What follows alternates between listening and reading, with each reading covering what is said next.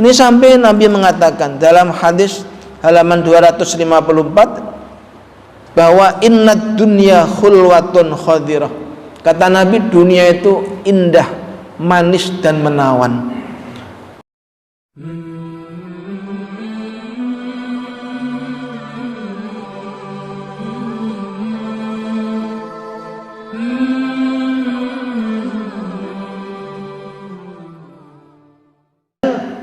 Innallaha ta'ala mustakhlifukum fiha. Allah nanti memberikan kamu hak untuk mengatur dunia ini. Fayanzuru kaifa ta'malun, bagaimana kamu memperlakukan dunia ini.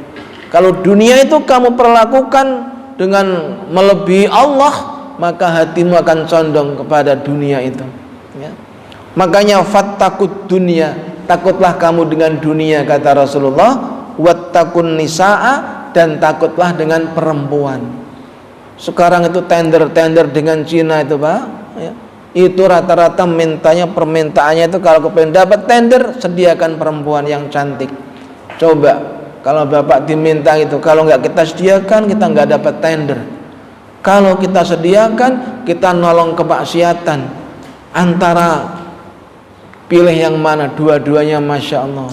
Kita mikir karyawan banyak, tapi yang satu ini akhirat nanti gimana? Jangan Allah berfirman, wala ta'awanu alal ismi wal udwan. Jangan, kata Allah, kamu tolong menolong dalam hal kemaksiatan dan kezaliman, ya. Makanya tatkala Rasulullah Isra dan Mi'raj, hadis riwayat Imam Bukhari dari Malik bin Su'ah, ya, Rasulullah dalam Al-Quran, linuriyahu min ayatina, ini kata Allah, kami tampakkan hambaku Isra Mi'raj ke atas ini min ayatina, sebagian dari tanda-tanda kebesaranku. Baru naik sebentar langsung dipanggil nenek-nenek. Nenek-nenek itu pakaiannya menor, dandanya, ya Allah, nenek-nenek udah tua. Muhammad, jangankan Nabi nengok, jawab juga enggak. Setelah lewat, nenek itu tanya kepada malaikat Jibril, wahai Jibril, tadi itu siapa? Orang udah nenek-nenek, udah tua, menor dandanya, pakaiannya. Siapa itu? Kata malaikat Jibril, selamat Muhammad, kamu nggak kau ladenin, nggak kau jawabin, nggak kau layanin. Kalau kau layanin, wah, umatmu akan tergila-gila dengan nenek-nenek semua. Nenek-nenek itu gambaran daripada dunia. Dunia ini sebenarnya sudah tua kayak nenek-nenek, tapi karena dihiasi oleh orang-orang yang mencintai dunia, sehingga akhirnya dunia ini jadi indah bagi dia, ya. Maka kalau Bapak hidup di dunianya, dunia aja, maka sebenarnya Bapak ini ngejar nenek-nenek, ya. Nenek-nenek, Pak, malu kita, ya. Masa nggak ada perawan aja, nanti kejar selama siang malam nenek-nenek, ya Allah. Makanya sebaliknya, seorang wanita kok di dunianya sibuk dengan dunia sampai melupakan perintah-perintah Allah, hakikatnya dia hanya ngejar kakek-kakek, ya. Makanya inilah nasihat Nabi sampai Rasulullah SAW ini dalam hadis dalam kitab Riyadhus Shalihin ini disebutkan dari Jabir. Hadis ini adalah riwayat Imam Muslim. Marra bisuqi wan nasu kanafaihi faman, kemudian famarra bijati, artinya suatu hari Nabi itu melewati pasar sama sahabat-sahabat. Setelah ngeliatin pasar itulah Nabi mendapatkan ada bangke, yaitu anak kambing kecil, udah bangke mati. Oleh Nabi itu telinganya langsung diewer-ewer gitu, ya. Kemudian setelah diewer-ewer gitu, Nabi mengatakan, ayyukum yuhibbu anna hadza lahu bidirhamin, siapa yang mau bangkai kambing kecil nih beli 1 dirham? Faqalu, para sahabat menjawab, ma nuhibbu, ya, annahu lana bi syai'in wa ma nasna'u bihi. Ya Rasul, kami nggak ada yang seneng, nggak ada yang mau, jangankan 1 dirham suruh beli, gratis saja kami nggak mau ya Rasul, orang bangkai aja. Kita pakai apa ya Rasul? Qala, kalau gitu tuhibbuna annahu lakum darih, nggak udah 1 dirham, gratis aja ini anak kambing. Kata para sahabat, qalu wallahi law kana hayyan kana aiban annahu asakku fa kaifa wa huwa mayyitun. Ya Rasul, jangankan dia bangkai, kalau hidup aja kami malu, aib bagi kami ya, kecil gitu, untuk apa yang kita banggakan ya, apalagi ini udah bangkai. Terus apa kata Nabi? Jawabnya, faqala fa wallahi lad dunya ahwanu 'ala Allahi min hadza 'alaikum. Demi Allah, dunia ini hina di pandangan Allah seperti bangkai ini ya. Bagi bangkai ini hina, kamu menganggap hina, dunia ini bagi Allah itu hina dibandingkan nanti keindahan akhirat nanti. Maka kenapa kamu hidup di dunia hanya ngejar-ngejar dunia terus sampai melupakan akhirat. Makanya Nabi mengatakan perumpamaan mad dunya fil akhirati illa mislu ma yaj'alu ahadukum usbu'ahu fil yammi falyanzur bima yarji. Keindahan dunia ini dibandingkan keindahan akhirat, kata Rasulullah, tidak lain kecuali seperti perumpamaannya kamu mencelupkan jarimu di laut, kemudian kamu angkat, fandur, lihatlah apa yang nempel di jarimu, air yang nempel di jarimu, itulah keindahan dunia. Tapi laut yang begitu luas, itulah keindahan akhirat, kenikmatan akhirat. Kenapa waktumu kau habiskan hanya untuk dunia ya? Kalau kita pikir-pikir, Masya Allah, dunia nggak ada nilainya apa-apa di hadapan Allah, kecuali orang-orang yang memang hatinya sudah Allah condongkan dengan dunia itu. Maka nasihatnya Allah di Al-Quran surat Toha lah, Allah berpesan, wala tamuddanna 'ainaika ila ma matta'na bihi azwajam minhum zahratal hayatid dunya linaftinahum fihi wa rizqu rabbika khairu wa abqa. Ini kata Allah dalam surat Toha ayat 131. Jangan sampai kau arahkan pandangan kedua matamu ila ma matta'na bihi azwajam minhum, kepada golongan-golongan, beberapa gelintir orang yang memang sengaja kami kasih kenikmatan. Dia enggak ibadah, dia enggak sholat, enggak ngaji, tapi kok rezekinya miliaran, rumah tangganya enak, apa aja keturutan. Kamu jangan kau arahkan pandanganmu ke sana. Zahratal hayatid dunia, bunga keindahan dunia ini.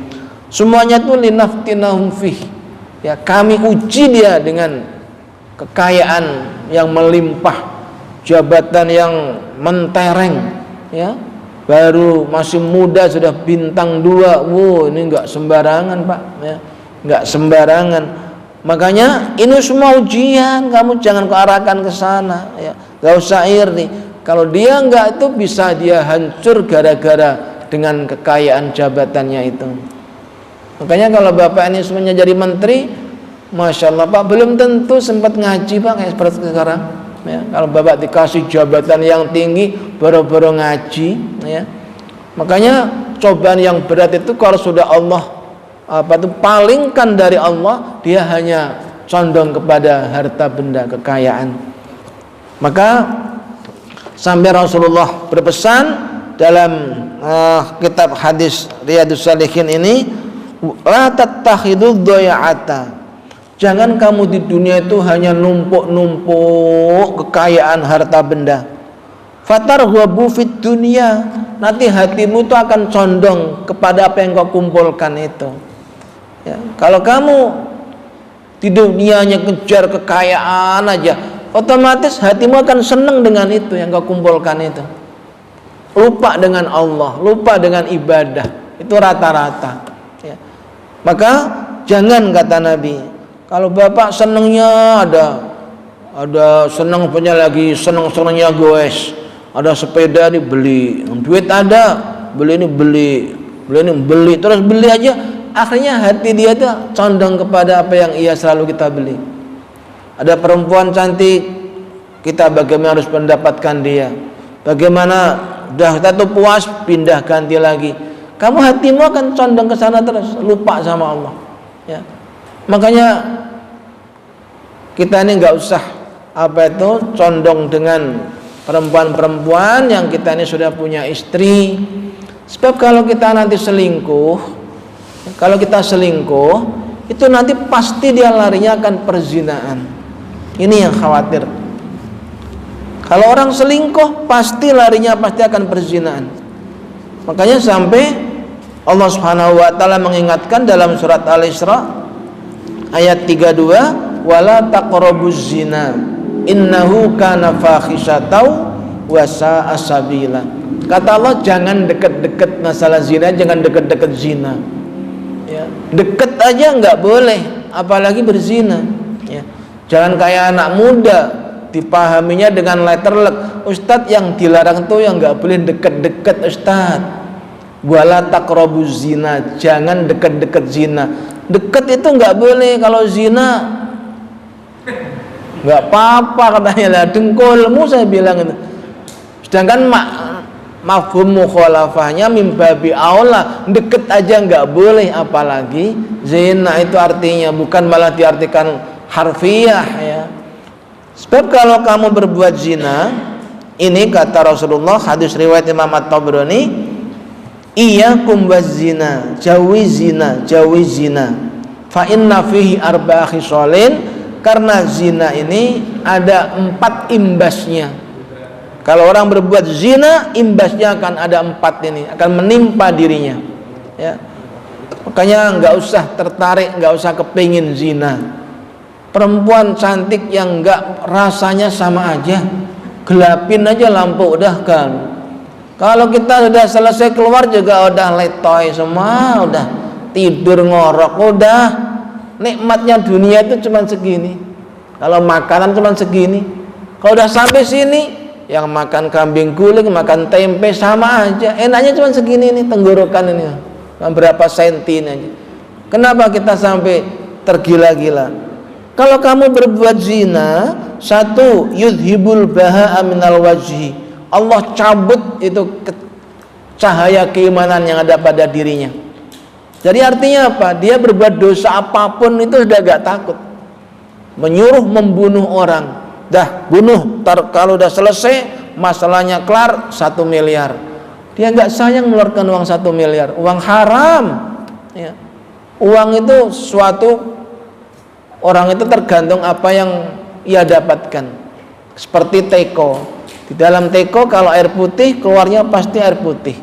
Kalau di dalam teko kopi, pasti keluarnya nanti kopi. Kalau barang halal, dia sayang dipakai yang haram-haram gitu. Orang cuman deketin perempuan ngobrol aja 10 juta, cuman ngobrolnya tak 10 juta ya. Tinggal berapa jam ngobrolnya. Lah kalau duit halal, lah saya nyari duit aja setengah mati cuman pakai ngobrol 1 jam 10 juta. Ya Allah, naudzubillah.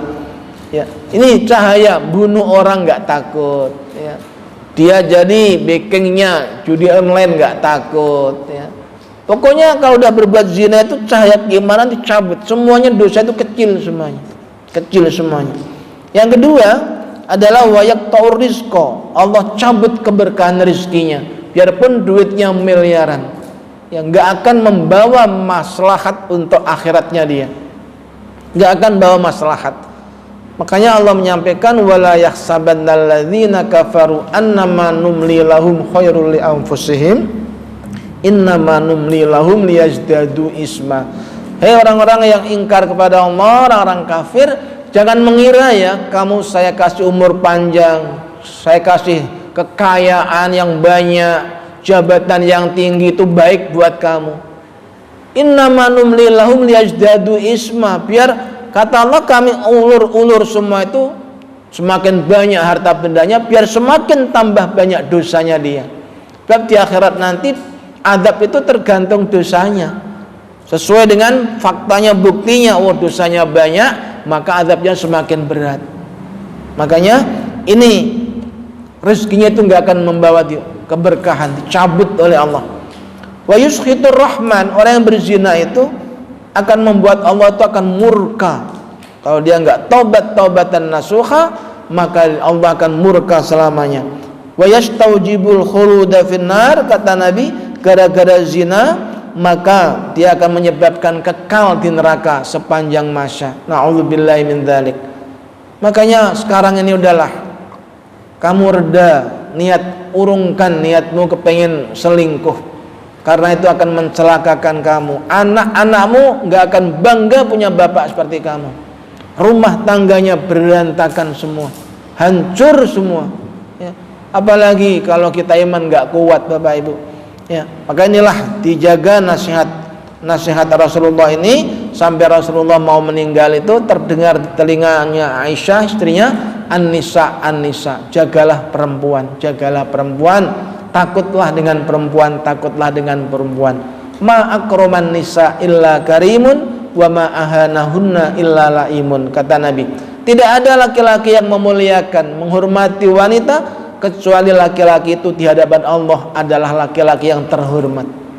Wa ma ahanahunna illa laimun, tidak ada laki-laki yang merendahkan wanita kecuali laki-laki itu di hadapan Allah adalah laki-laki yang rendah di hadapan Allah. Na'udzubillahi min dzalik. Nah, ini apa itu yang bisa mencegah hati kita kalau kepingin macam-macam. Ingatlah, ini adalah resikonya besar, tinggi, hancur karirmu. Ini kadang-kadang ya Allah, neko-neko baru naik golongan aja cuman berapa juta sih udah pengen kawin lagi. La ilaha illallah, naik jabatan udah kepengen kawin lagi lah. Ngalamat babak belur kamu, kalau kamu nurutin nafsu babak belur udah. Makanya suatu hari yang terakhir udah mau isya, Abu Nawas tuh istrinya cantik banget, digangguin sama pejabat di zaman Harun ar-Rasyid, ya.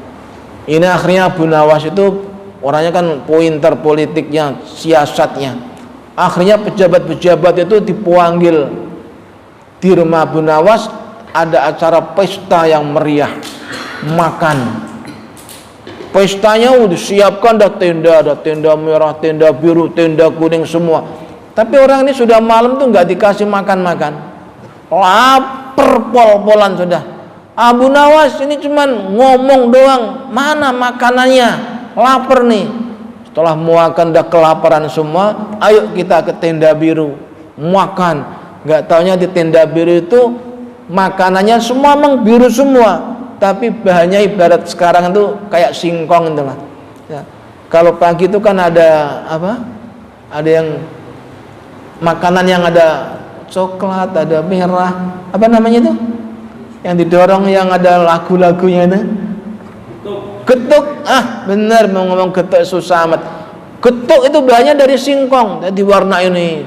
Orang udah lapar makan, semua pejabat makan semua. Udah kita pindah ke tenda kuning makan. Masih tenang, masih lapar, masih enak aja. Akhirnya sampai 3-4 warna-warna lagi terasa, kok rasanya sama perasaan dari tadi. Gimana sih Abu Nawas nih, tenda ini sok aja loh, ini rasanya sama. Baru Abu Nawas ngomong, wahai kawan-kawan, itulah rasanya istrimu dengan istriku itu sama. Kenapa kamu harus gangguin istri saya? Siut semuanya wajahnya. Kenapa kamu gaduin istri orang?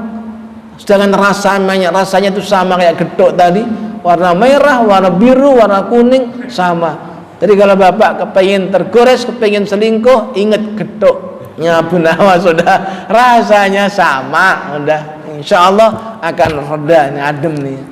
Ini diantaranya nasihat-nasihat Nabi. Itu baru saya jelaskan kenikmatan dunia itu adalah wanita. Ini kata Nabi, kata Al-Quran itu. Makanya hati-hati dengan wanita ini. Kemudian yang terakhir, inna mimma akhafu alaikum ba'di ma yuftahu alaikum min zaharatid dunya wa zinataha, muttafaqun alaih.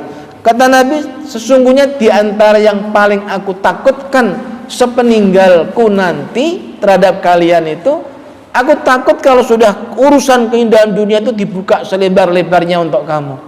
Sekarang kurang apa? Semua udah dilebar, semua udah nikmat semua. Apa aja ya Allah, Nabi zaman Nabi nggak ada pesawat, kita udah naik pesawat. Kita tinggal kepengen mesen makanan, tinggal titit datang. Ya Allah, semua dikasih barang yang jauh di Amerika bisa kita lihat di handphone. Semua keinginanmu dituruti oleh Allah. Itu yang paling aku takutkan. Kenapa? Kalau sudah itu terjadi, rata-rata dia justru malah bukan semakin rajin ibadah, semakin jauh dari Allah. Diajak ngaji baru satu ain juga udah ngantuk. Tapi kalau udah diajak baca WA, takutik 1 jam nggak terasa. Diajak di masjid setengah jam aja perasaannya udah lama banget. Tapi kalau diajak lagi ngobrol, lagi main gaple, main catur, 2 jam nggak terasa. Bapak Ibu yang berbahagia, karena waktunya sudah isya, sampai sini aja. Mudah-mudahan kita satu, mudah-mudahan kita semua jangan sampai tergoda dengan wanita. Ingatlah, istrimu itulah bidadarimu. Udah, insya Allah mudah-mudahan kamu akan ayem adem, rumah tanggamu akan tenang dan tentram. Tapi kalau kamu kepengen neko-neko, ingat getuknya Abu Nawas. Udah, insya Allah rasanya sama. Kita tutup dengan doa kafaratul majlis. Subhanakallahumma wa bihamdika asyhadu an la ilaha illa anta astaghfiruka wa atubu ilaik. Wassalamualaikum warahmatullahi wabarakatuh.